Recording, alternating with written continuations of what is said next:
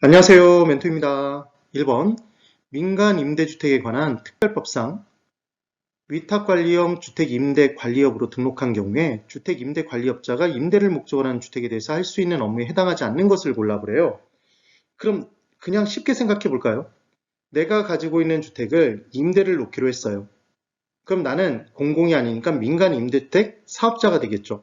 근데 내가 스스로 관리할 능력이 없어요. 귀찮은 건 딱 싫어요. 그럼 맡기는 거잖아요. 주택임대관리업자에게. 그럼 이 사람은 날 위해서 뭘 해줘야 되냐면 내 주택의 가치를 보존해줘야 되겠죠. 그러니까 시설물이 만약에 망가진 게 있다면 유지 개량을 시켜줘야 될 것이고, 그리고 계속해서 지속적으로 임대를 놓을 수 있어야 될 거잖아요. 그럼 임대인을 임차인을 찾아서 임대차 계약을 체결해야 되고, 그리고 계속해서 연속적으로 갱신을 할 수도 있어야 되고, 만약에 임대료를 안 내고 배째라 배를 내미는 사람이 있으면 내보내야 될 것이고, 명도 절차. 그리고 또 다른 임차인을 또 들여보내야 될 거잖아요. 들어와야 돼요. 계약을 통해서. 그리고 그러니까 입주 명도를 할 것이고, 제일 중요한 거, 임대료를 걷어서 나에게 줘야 되겠죠. 주택 소유자에게. 되시나요? 그러니까 당연히 주택임대관리업자는 임대차 계약의 체결, 갱신을 하는 것이고, 임차인의 입주나 명도 업무를 담당하는 것이고, 제일 중요한 임대료의 부가 징수를 하겠죠. 그 다음 시설물의 유지 개량 업무를 할 거예요. 뜬금없이 임차인의 대출 알선을 왜 임대관리업자가 해주겠어요? 그러니까 1번이 틀렸네요. 되시겠죠? 그 다음 이제 2번. 우리나라에서 부동산과 소유권에 관한 설명으로 틀린 것을 골라보래요. 1번. 토지 소유자는 법률의 범위 내에서 토지를 사용 수익 처분할 권리가 있다 이렇게 돼 있죠. 그래서 소유권은 사용 수익 처분할 수 있는 권리가 다 있는 거예요. 기본적으로. 기억을 해두시는 거예요. 그 다음 2번. 민법에서 부동산이란 얘가 민법에 규정되어 있는 게 토지 및 그 정착물이었잖아요. 그죠? 그래서 우리는 얘를 뭐라고 했냐면 협의의 부동산이라고 했고, 원래는 부동산이 아니었는데 그 부분에 각각의 특별법, 그래서 관련 법규에서 등기 등록의 절차를 거치면 부동산과 똑같이 보기로 한 것들이 있었죠. 그런 동산 등이 있었어요. 걔를 뭐라고 했었죠? 부동산에 준하는 것, 준부동산, 의제부동산이었잖아요. 걔까지 합쳐지면 넓어진다. 광의의 부동산이었던 것. 그래서 토지와 그 정착물을 말한다. 맞네요. 5. 3번.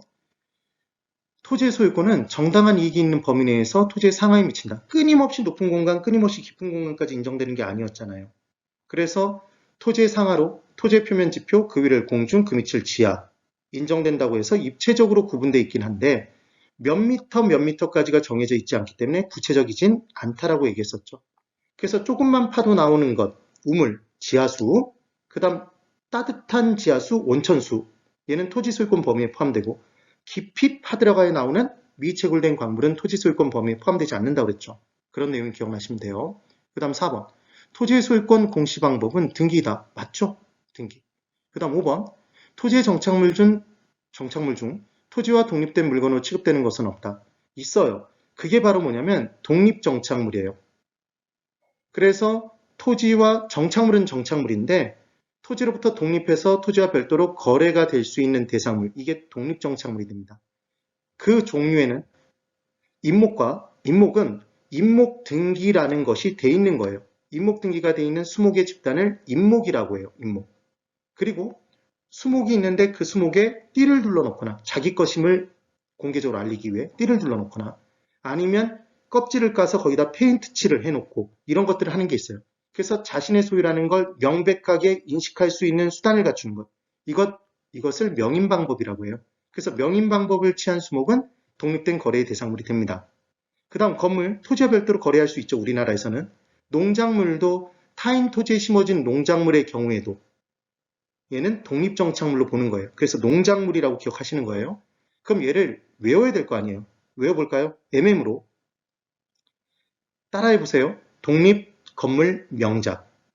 그래서 뭐 예전에 유아식이었나요? 뭐 이런 그런 그 선전에 앱솔루트라는 광고가 있었어요. 뭐 그래서 명작 뭐 이런 게 있었어요. 그래서 독립건물 명작 이렇게 해주시면 독은 독립정착물, 립은 임목, 건물, 그 다음 명인방법, 지한수목, 작, 농작물 이렇게 기억해 두시면 되겠네요.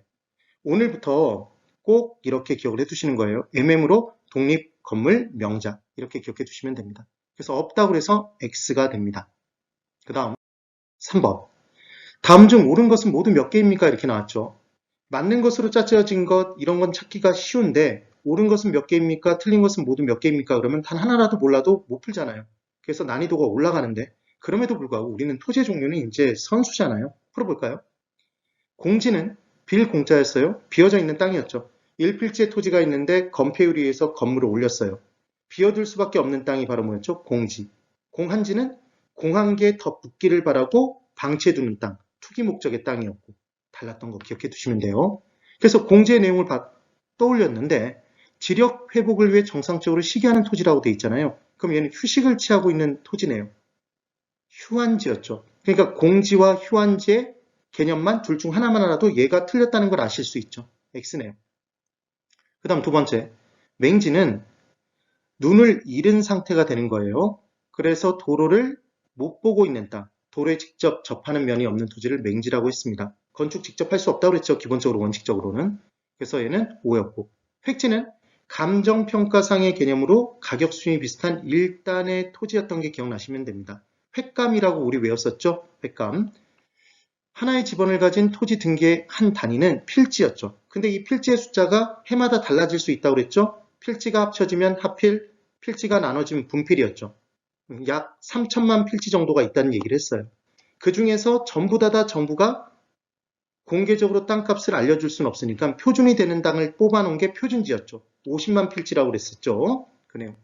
그래서 토지 등기의 한 단위는 필지니까 얘는 획지의 개념과 필지의 개념 둘 중 하나만 알아도 이 문제를 푼다는 얘기예요. 이게 포인트예요.